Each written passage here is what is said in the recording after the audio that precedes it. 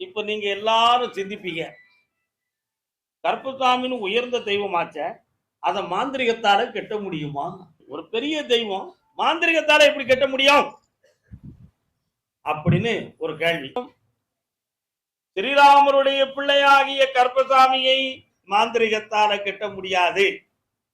கருப்பசாமி என்னும் பெயரை உடைய ஒருவர் ஒரு பக்தனாக இருந்து காலம் கடந்து அவர் சமாதியாக இருந்தால் அந்த காலத்துல அவர் பேர்ல குலதெய்வத்துல கருப்பசாமின்னு வச்சிருப்பான். அவங்கள குலதெய்வம்னு கும்பிட்டு வருவாங்க. அப்ப அது சராசரி ஒரு ஆத்மாதான் தெய்வமாக காட்சியளித்து வம்சத்துல வந்துகிட்டு இருக்கு. அதனால அது மந்திரத்துக்கு கட்டுப்பட்டுருச்சு. ஆனா மூல தெய்வமாகிய ஸ்ரீராமருடைய பிள்ளையாகிய கருப்பசாமியை என்ன செய்ய முடியாது? மந்திரிகத்தால கெட்ட முடியாது. இப்ப புரியுதா உனக்கு விவரம்? உன் சாமிய மந்திரத்தால கட்டி